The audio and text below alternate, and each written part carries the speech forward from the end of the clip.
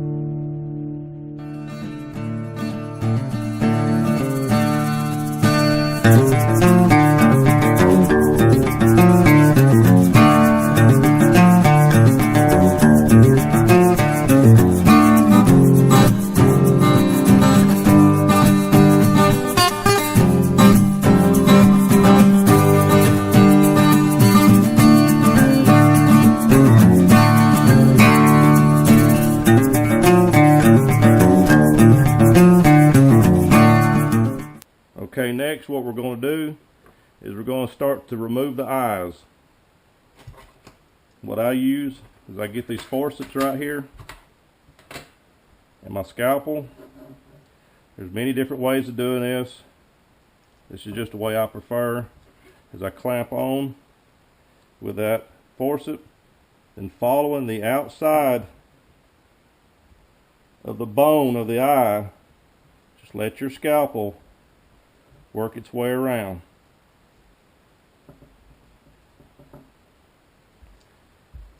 After you get it all the way around,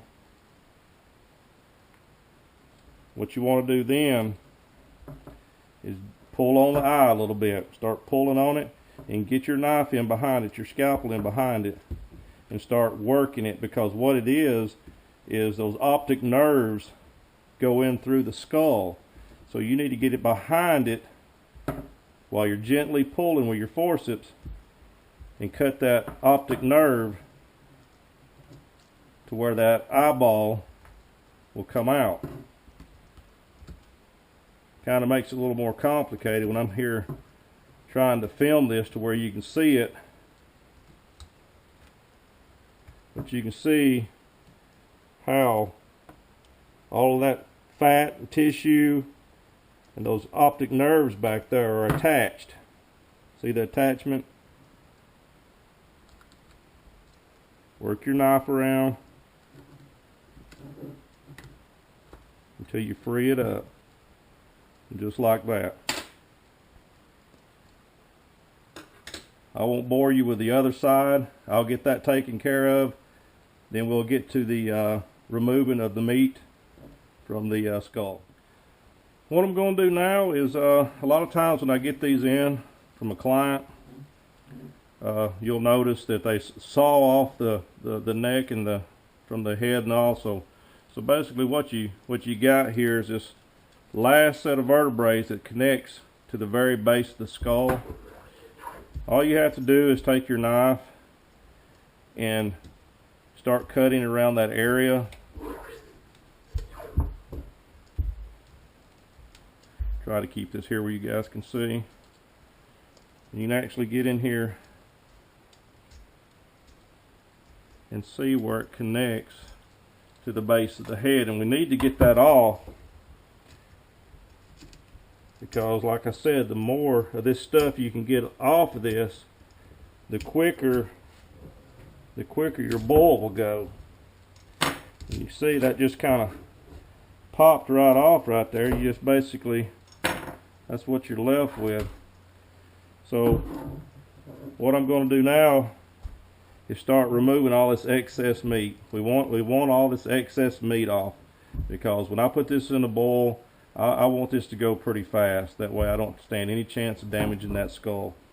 So we'll speed this video up a little bit while I trim this off, but when you guys are doing it, take your time. Just be sure you get as much of this meat off this skull as you can.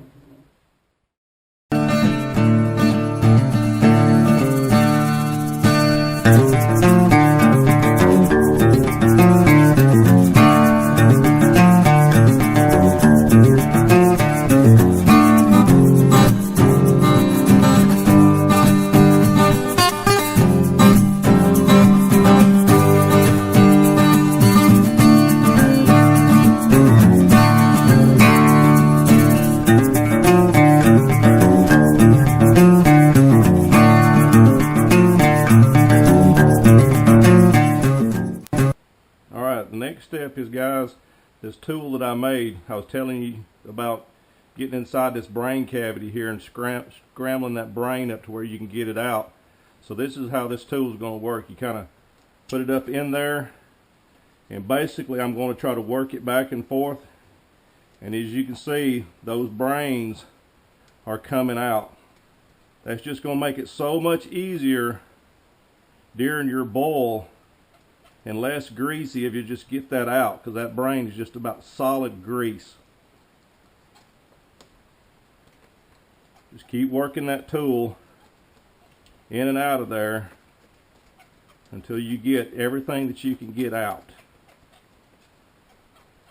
I know you don't see this a lot on any of the videos on the internet, and it is pretty gross, but after you've done a few of them, you kind of get used to it.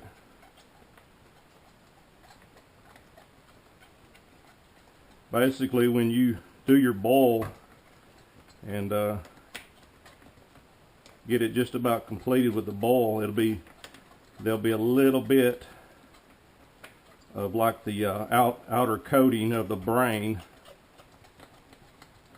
that's left inside there, that you may have to reach up in there with your forceps or a pair of needle nose and pull that out.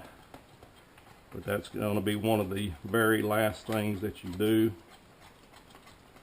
And sometimes, which we will be using a power washer today, you can actually maybe blow that out, and a lot of times you can't. Just be sure you check and get everything out, because you don't want this smelling. You don't get all that brain out or all that meat off, it's going to attract bugs and it's going to smell, and you're not going to be able to get it as white as you'd like to get it.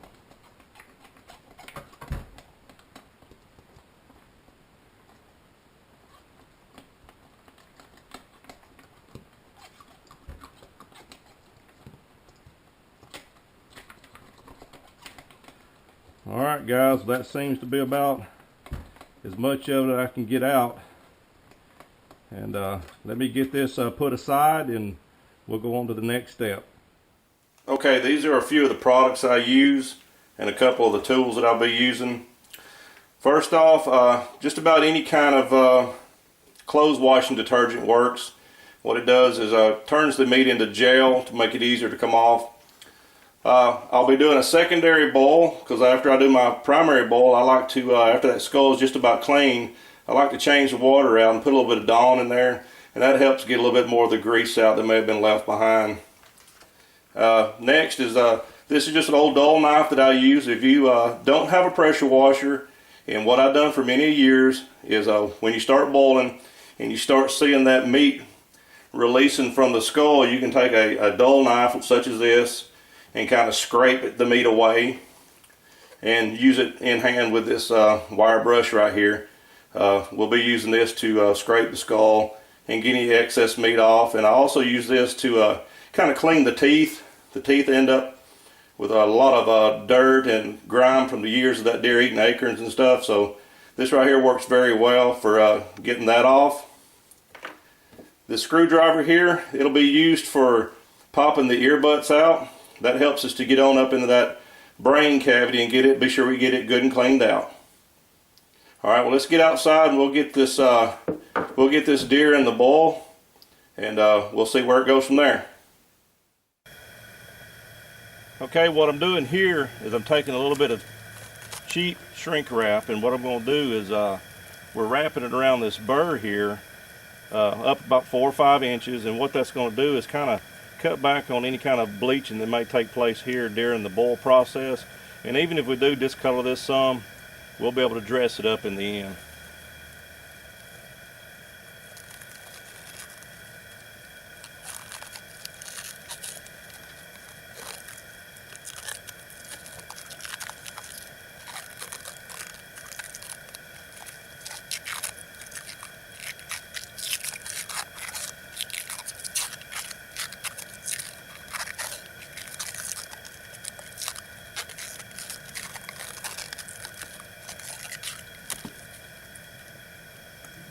Now I'm going to take this electrical tape.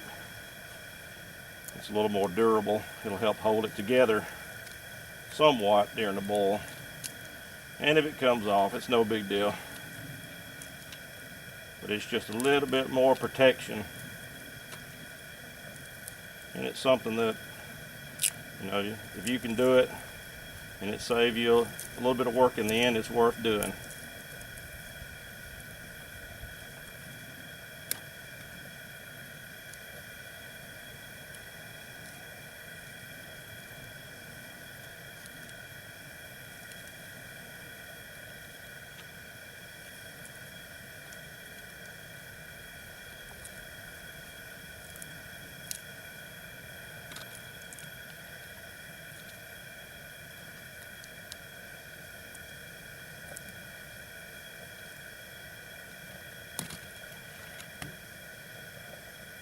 Alright guys, see, I'm using a turkey fryer, and as far as a pot, just get you a pot that'll cover that skull because that's basically all you want to do is get that skull down in there submerged under the water. And what I'm going to do now is I'm going to add my detergent and get it good and stir it in. And what I want to do is I want to put that skull in there and have it just under that water line there. And I want to bring it to a good boil. But once I do get it to that good boil, I want to back that heat off. And I want to let it sit there and simmer. And while it's simmering, I'll be getting all of my gear together to get ready to clean this skull. So I'll check back with you guys here in a few minutes and we'll see where we're at. You can see I've got it at a good rolling boil. And I've got it just right under the burrs the best I can and just right over the top of the skull plate. Right here on this side, if you had a larger set of antlers, I would suggest taking a piece of aluminum foil to kind of block the heat from the turkey burner coming up through there. But on this one, since it's such a small one, we're good here. But what I'm going to do now is that I got it to a good rolling boil, is I'm going to cut that back to a simmer because I don't want to damage this skull. And what I'm going to do is let it simmer until I notice that I can see some of the meat starting to turn loose. It's usually approximately about 30 minutes on the first initial before you do any kind of cleaning. But when it gets to that point, guys, I'll come back and show you what we got. Okay, guys, it's been simmering for about 30 minutes. As you can see, a lot of this right here is trying to already gel up and come off. And for you guys that don't have a pressure washer, basically you could take your knife and just kind of start, see how that's coming off? Start flicking that stuff off like that. And what you're going to do is keep repeating that process until you get this skull clean.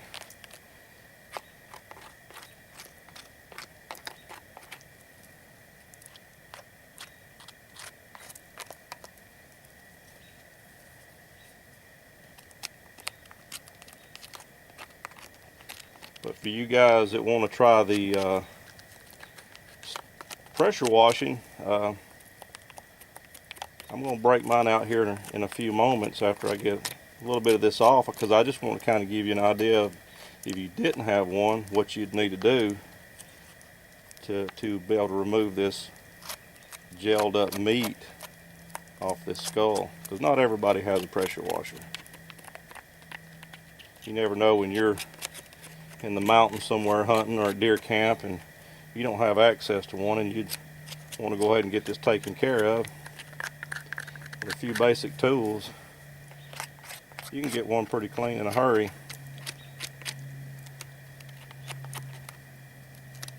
But one thing I need to caution you about, if you're going to do any pressure washing, is it's okay to kind of bear down on some of these areas up in here, but be very careful in the nose area and in this area right here where these tear ducts are at, because you'll actually blow a hole right through this. This is very, very, very thin bone in this area right here.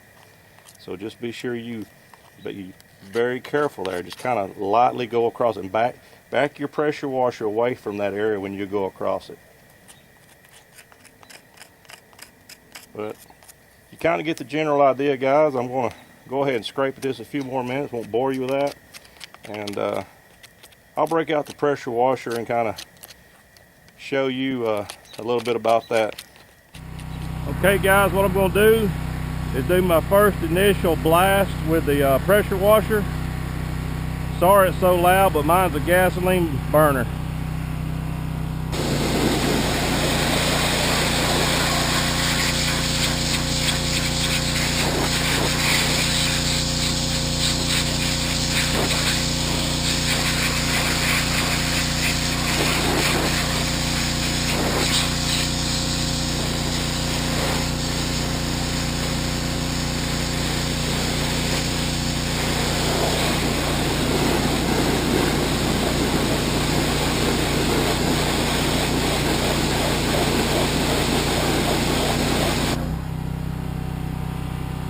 As you can see, guys, that got pretty clean with just that first one. What I'll do now is I'll flip that over and get the other side and repeat this process many times as I need to. But the first thing I want to do is I want to pop those ear butts out and show you how to get those out of the way. That way you can actually get inside that skull and clean it a little better. Okay, what I'm going to do now is I'm going to take the screwdriver, and what I want to do is get inside this hole of this ear butt and pop that thing up and get that thing out of the way. See that, guys? And what you want to do is clear that hole out right there.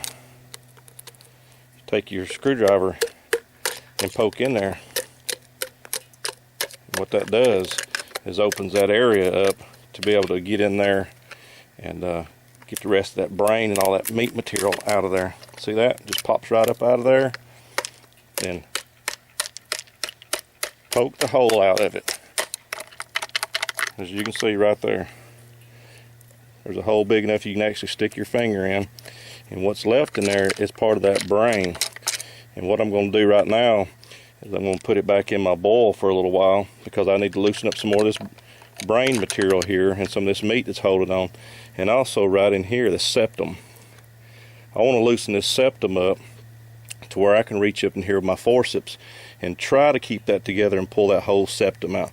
We definitely need to get that whole septum out of there, because that'll smell pretty bad if you don't get it out. So let's put it back in the bowl for a little bit, and when I get to that stage of it, I'll show you what we got. Okay, now one of the last processes of the bowl is to get this septum out right here. So get you a nice set of forceps like this, or a pair of needle nose. Reach up in there and work that thing out until you pull all that septum out. You got to get all of that out. It's going to stain, and not to mention stink. So with that being said, continue to work and get that septum out, and rinse it off real well after you've got it clean, and then we'll get ready for the next process of whitening. Here's a better look of where I knocked those holes out in it earlier. You can actually see pretty well that you're inside of there. Now what I'd like to do is kind of take my forceps and get in there, and as you can see, that's some of the leftover pieces of that brain when I told you we stuck that up in there and jumbled it up. That's kind of what's left up in there. It's the sac that the brain is actually in. You have to be sure you get that out of there. So with that being said, also take your wire brush and dip it in your water. Get your little Dawn dishwashing detergent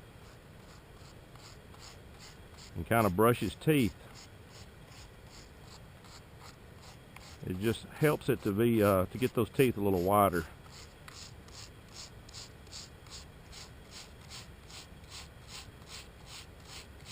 A lot of guys can do all this with the pressure washer, but I'm kind of aiming this at a lot of the guys, most of the people out there that don't have one. So this is traditionally how you'd do it. This wire brush you can also take and go over the deer. When you go over the skull like this, you can take and brush a lot of that meat out of those cracks and crevices. The main thing is I really like to get those teeth as clean as possible.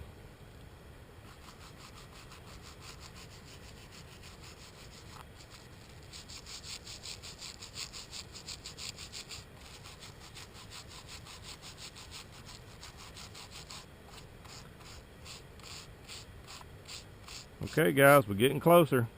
I'm going to get it back in the bowl, and we'll finish this bad boy up. What on now is I've got the skull totally cleaned, the brain and all the materials out of it and all the excess meat's off of it. So my final step before I go in and get ready to start whitening this skull is I want to one last time take in some clean water and put me some Dawn dishwashing detergent in it, maybe 3 or 4 tablespoons, and really get that thing, bring it to a rolling boil, and back it off real fast. Back it off to where it just sits there maybe 5 or 10 minutes in that good hot water, and that'll bring the rest of that oil and stuff out of that bone. Okay, we've got our butt clean now. I've brought it in the house after washing it off after the final scraping and pressure washing, and as you can see, there's really no discoloration, and now we're ready to proceed to the next step. What I got here is some 40 volume peroxide, and you can actually go to your local hair salon and purchase this, along with some basic white is what some people use, but what I like to use is gym chalk. It's pretty easy to get a hold of, and you can get a pretty good sized bag of it for near nothing. So what you want to do is take and be sure you have latex gloves on, because this 40 volume peroxide will burn your hands. So be sure that you are protected. And what I like to do is take my gym chalk and add enough of the 40 volume to make a thick paste. And what you want to do with this paste is only apply it to the areas that you want white. Do not get it on the antlers, that you will bleach them. It's not the end of the world if you do, because you can always go back and restain and fix anything that you might mess up. So with that being said, let's get to it. Be sure you get on the back side where the brain was at and get this stuff down in that brain cavity. Every nook and cranny that you can get it into. If you have to mix up more, mix up more.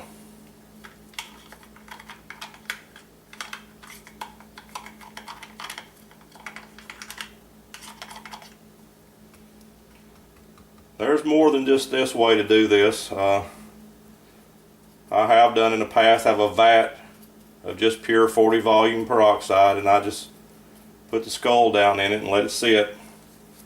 Usually takes about 48 hours is what I like to leave them in. If it takes longer, you know, that's fine. Just get it as wide as you want it to be. That's the main thing. And there's some people that actually have a vat that they take, and they, after they get through boiling the skull, they take the 40 volume peroxide diluted with water and boil the skull in it. This is just the way I know and the way I prefer. And the main thing here is, if I get done and it's not as wide as I want it to be, I'll just do it again until I achieve that white that I want.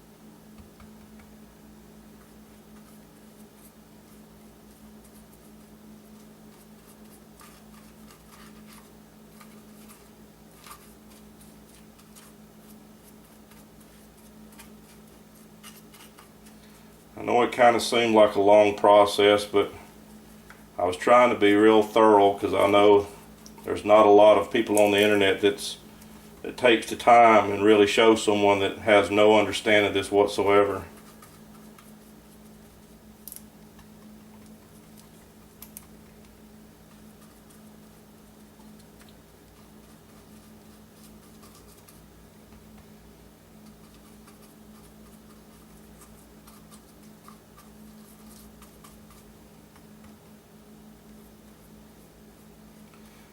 But you kind of get the idea. I'll leave it at that, and I'll finish up this skull here. And what I'm going to do next is, after I completely get this thing saturated, I have a little bin here set aside just for it, and I'll lay it over in that bin and kind of cover the top side up a little bit with a plastic bag, and I'll check on it in about 48 hours, and I'll show you guys the results when I check on it. Alright, this is how it looks once you get it covered, and what I'm going to do is let it set for about 48 hours. At that time, I'll come back and check on it, and I'll show you guys the progress.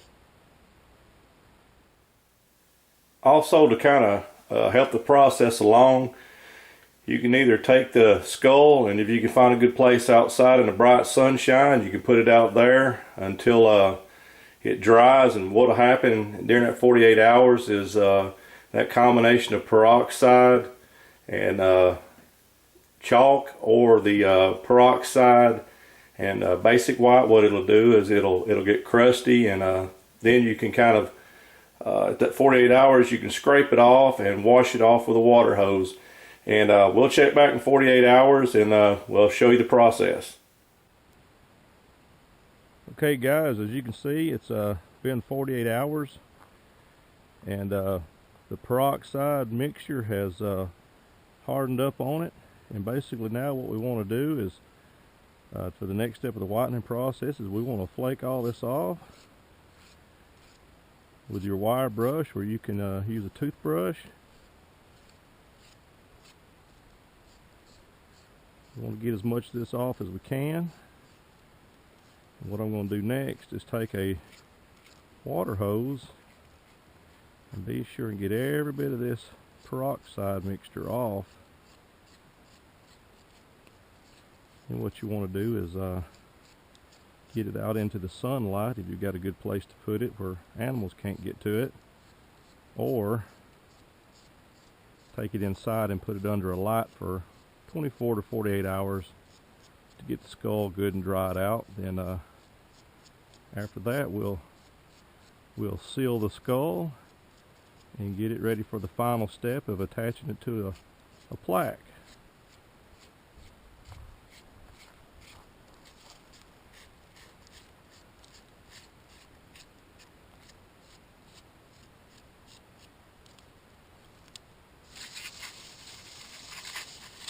Be sure you wash all of that peroxide out.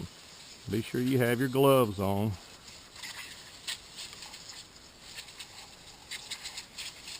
This stuff can still be activated and burn your skin. Be sure you get into all these little areas. And also too, guys, I forgot to tell you, just be sure you wear some safety glasses. You wouldn't want this to splash back into your eyes during this process.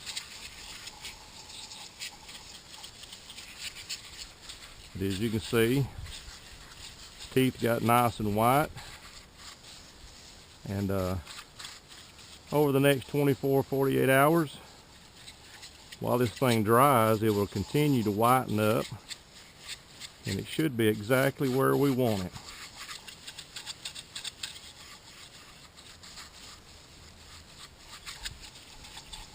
Okay, I'm going to finish cleaning this. Basically, like I said, take your water hose, wash it, take a toothbrush and kind of scrape over it to be sure you get all the residue off. Then we'll continue on with the next step.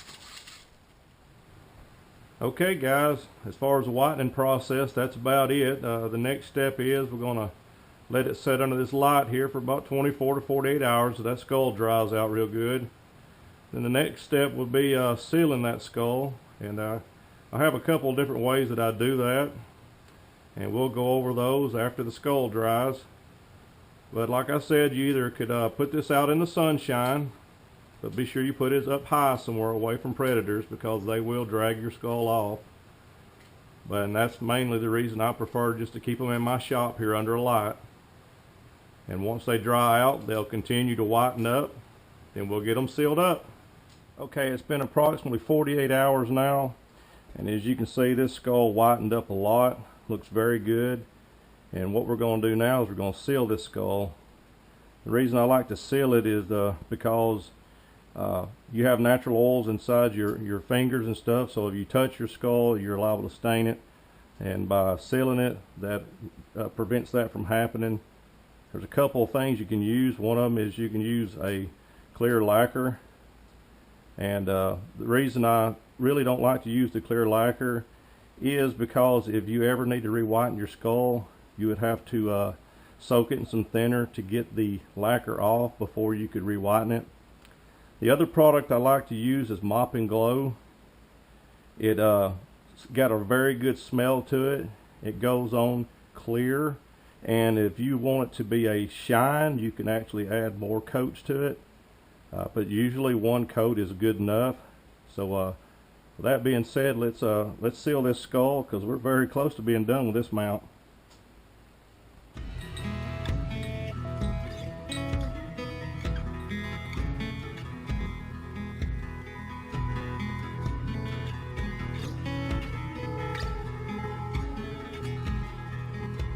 Just apply it evenly, get it in all the little areas. Then all we'll have to do is wait on this to dry, maybe a couple hours. Then we'll be ready to put this on a plaque and display it.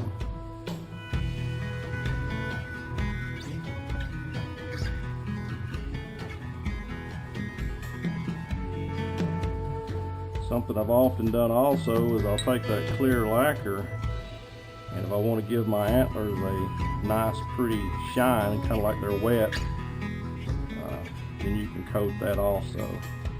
That's just personal preference.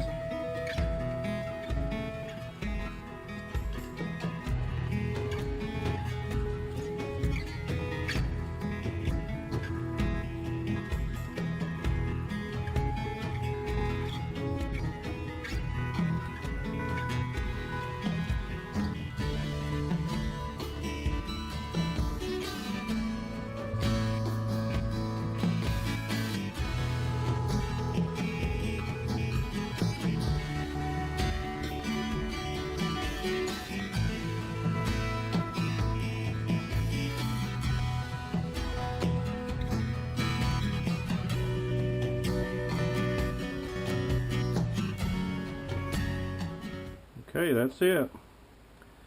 We'll let it sit here and dry for a couple hours, and we'll finish this skull mount up. Okay, our skull now is dry from where we sealed it with the mop and glow, and I'm basically going to show you how my design is set up. We'll go over this more in detail on the very next video, which will be a two-part series to this, and it's building these custom plaques that I make here in my shop. Basically what I did is these are two 3-inch drywall screws, and on the back side of this skull, where these two holes are right here, off to the side here, I drill a 1/8 inch hole here and a 1/8 inch hole here. And basically what it does is it will go on this plaque and be screwed in from the back. Just be sure it's centered up. I'll get this attached to the plaque and we'll show you the finished product. Well, here's the finished product. I hope this video wasn't too long and bored you guys, but I felt like I needed to touch base on a few things that I thought were being left out with the other videos that you see on the internet. So if you like what you saw and learned something from it, hit that like and that subscribe button, and we'll see you guys later. Thank you for watching.